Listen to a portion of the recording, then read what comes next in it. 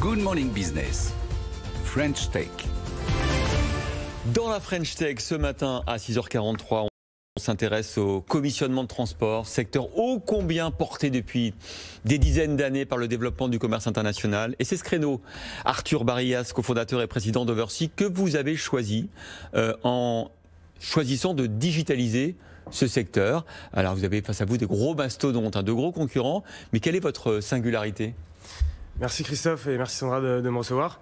Notre singularité, elle est très simple. En fait, si je résume en une phrase, on permet à tous nos clients d'importer ou d'exporter dans plus de 60 pays en 3 clics depuis notre plateforme web. En 3 clics, c'est une sacrée promesse. Hein. Ouais, et la promesse qu'on essaie de délivrer à nos clients, c'est de simplifier le transport international de marchandises, qui est aujourd'hui un processus compliqué avec beaucoup d'administratifs, beaucoup d'acteurs comme la douane, le transport maritime, le transport aérien, le transport routier.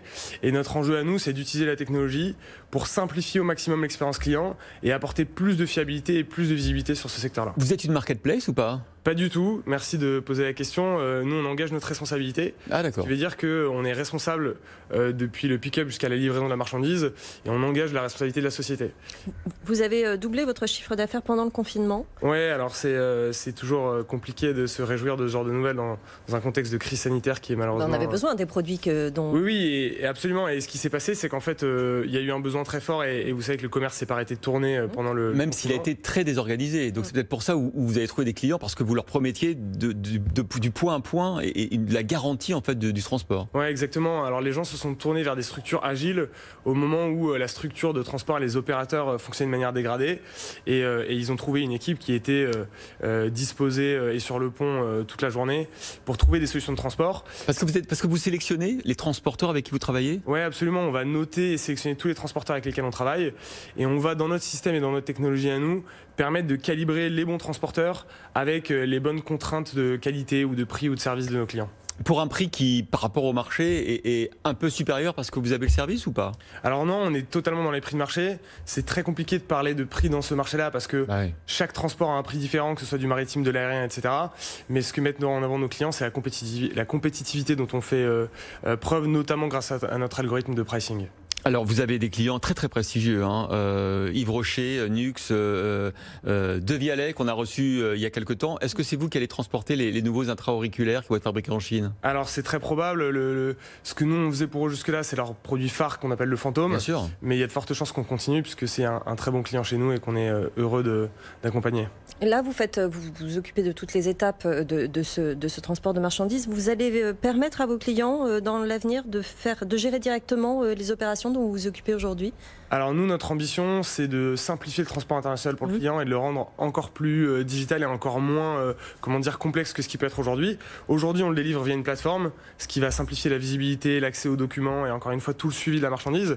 Et on a pour objectif demain de développer une API dans laquelle directement les clients pourront, depuis leur ERP, gérer du transport de manière encore plus indolore.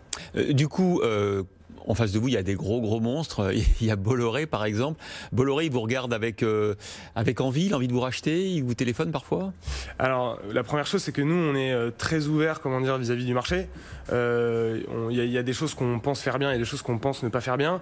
Et on est très intégré dans la profession. On fait partie du syndicat professionnel de notre métier qui s'appelle TLF. Et on est ouvert et on parle à tout le monde. Je pense que c'est des gens qui font des choses fabuleuses. On a notre ADN et notre technologie à nous, que pour l'instant, on garde indépendante. Et la vision de l'entreprise, c'est plutôt de se développer tout seul que... Donc ça veut dire que la prochaine étape, c'est plutôt une levée de fonds qu'un rachat par un concurrent ? Absolument. Et j'espère qu'on aura de belles nouvelles à vous annoncer. Mais avec les chiffres de croissance qu'on a aujourd'hui, effectivement, c'est plutôt... Parce que là, vous avez levé combien ? 2 millions jusqu'à présent, non ? 2 millions, ouais. Jusqu'à présent, il y a un peu plus d'1 an et demi. Aujourd'hui, on a une quarantaine. On a plus de 500 clients dans le monde, avec 30% à l'étranger, dans une quarantaine de pays.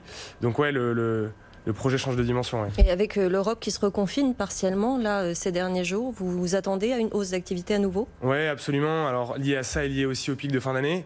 Un autre élément, c'est qu'on va travailler sur beaucoup de produits qui sont très tendance en ce moment.